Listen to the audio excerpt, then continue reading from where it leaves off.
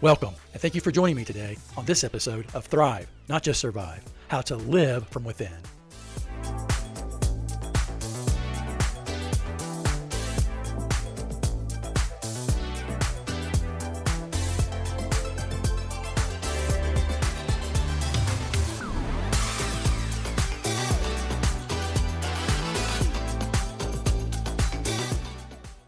We're living in a time where attention has become the most fractured, manipulated, and valuable currency in the world.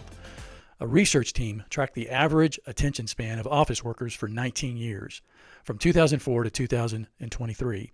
They measured how long someone stayed with a task before switching to something else, checking email, picking up the phone, scrolling, or distractions. In 2004, we could stay with a task 2.5 minutes. By 2012, that dropped to 75 seconds. By 2023, the average attention span is 47 seconds. We've lost 69% of our capacity to hold attention in less than 2 decades.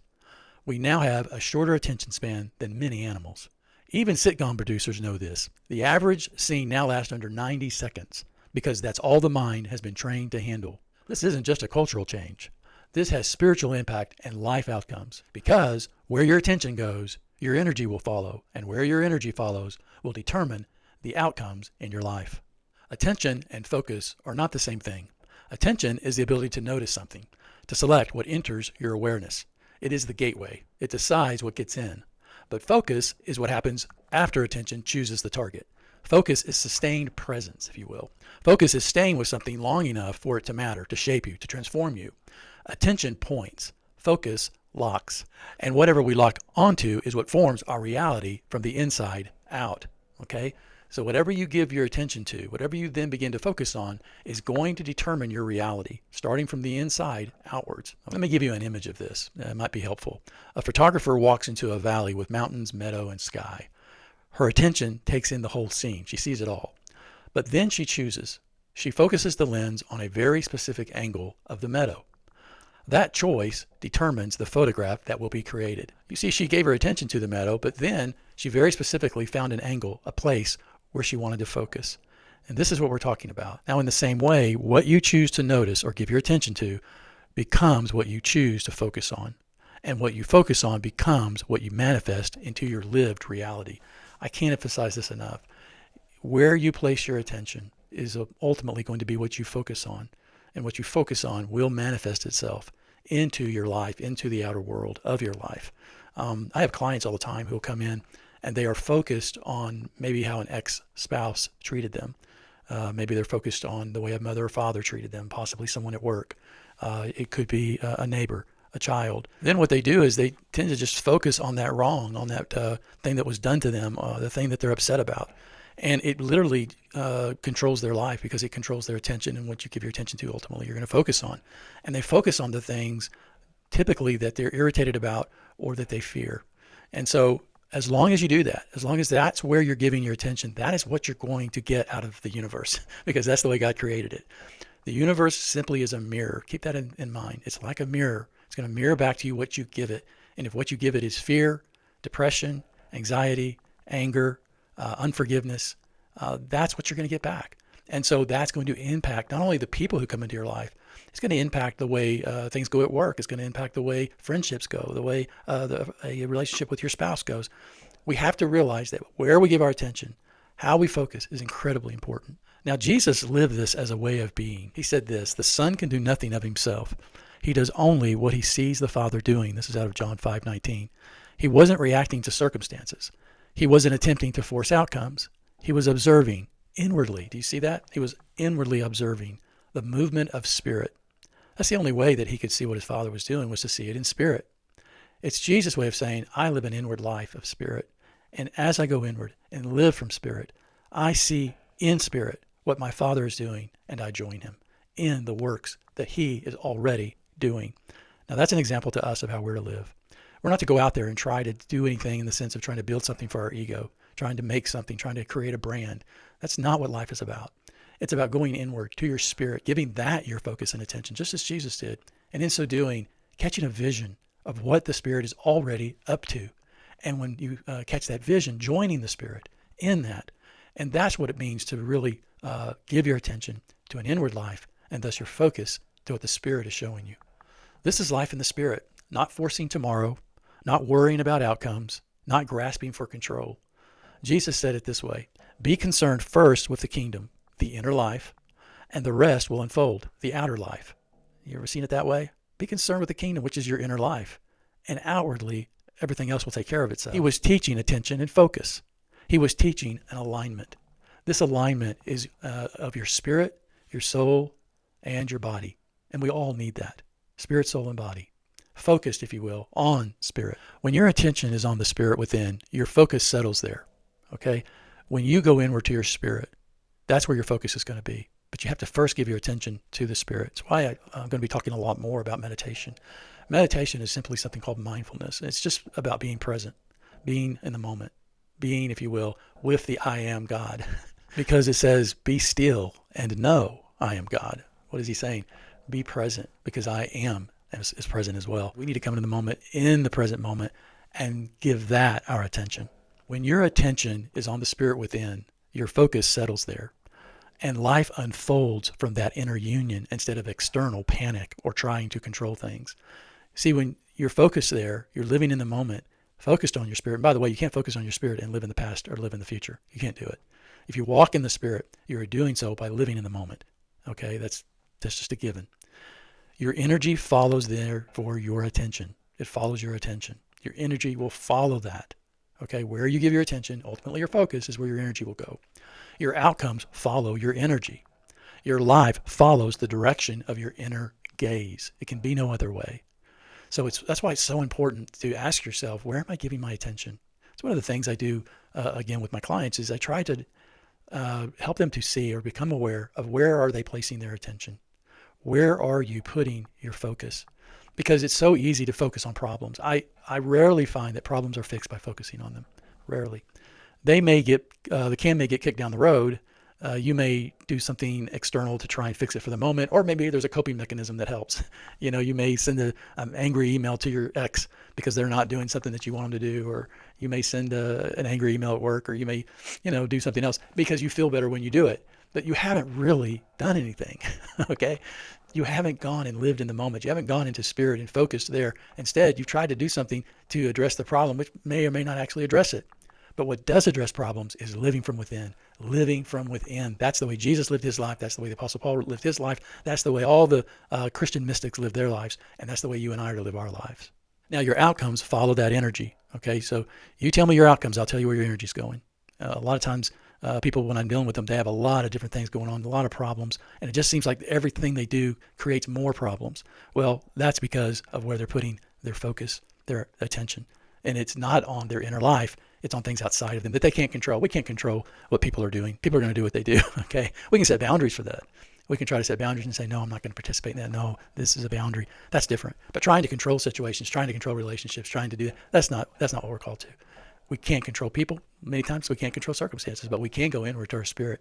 And that's something that is much greater than trying to do something outside yourself. It is natural then. Your life will follow where you put your gaze. Whatever you gaze on, that's where your energy is going to go. That's where your life will go. So I encourage you to think about, where have I been placing my attention? Outside myself, to people, job, money, all these things that seem to be problems, or am I going inward and there resting with the God who is the I am? Okay, let's bring in the observer effect with this. In quantum experiments, light acts as a particle when observed and as a wave when unobserved, okay? Meaning this, the act of observing changes the outcome. We've talked about that. Consciousness interacts with energy to shape form, if you will. Observation plus your intention equals what's manifest in your life. Now listen to Jesus again on this. If you believe what you say will happen, it will be done for you. Have faith that you have already received it and it will be yours. Now that's the observer effect. That's intention embedded in consciousness. And we must always look at, what is my intention? What is it that I have as the goal? What is it I want to achieve, if you will? Intention is very important, and it goes very naturally then with where you place your attention and then ultimately your focus. That's focus shaping reality. Observe, intend, speak, release. Not wishing, not hoping, not asking as though it may or may not happen. Faith is seeing the unseen as already real. And we see this in Hebrews 11:1, and we've looked at that verse multiple times in previous videos. Faith assures us of what we expect, confident assurance, and convinces us of what we do not see. Or you could say faith is the substance of confident assurance and the evidence of that which we cannot see. So evidence by its very nature is something you can touch, something you can see, but not with faith. Faith brings what is unseen into the seen. It is literally the gateway of bringing it into this material world so that it can be seen. But before that requires confident assurance. Confident assurance comes when you have placed your focus in the inner world, the inner life, the spirit, so that you can see it. Our goal is not to try and work up faith. Our goal is to see what God says is already real. We simply don't see it in the material world yet. God wants to know, will you give the universe something to mirror back according to what I've told you is already done, though you can't see it in the physical world? That's what faith is. Faith is seeing the faithfulness of Jesus and saying thank you. It's seeing the faithfulness of Christ and saying thank you. It's seeing that what God has said about your situation is done. And therefore, you just say thank you. There's a sense of gratitude. That's what we're called to. This is not blind belief. It is targeted consciousness. This is alignment. It is resonance with the field of God, if you will. It's where we are vibrating with God according to his vibration and not according to what we want, according to what he has told us is true of us, and vibrating at that same resonance, if you will, and realizing that it's already so. When we give attention to something and we hold it with focus, our observation affects the outcome, just as surely as the experiment affects the behavior of light. But intention is the key. Intention's the key. Intention is not desire. Intention is not wishing something were true. Intention is the energetic stance of already knowing. It is choosing from the 95% unseen reality, the realm of spirit, and letting it crystallize into the 5% we call physical life. And as I said earlier, that means there's a goal. There's something that you see. It's that intention, if you will. This is why Jesus spoke with such calm authority. He was not trying to make things happen. He was aligning with what was already true in the unseen. I want to really emphasize that. Our call is to align with what is already true in the unseen, according to God. And we've said this before, and I'll say it again.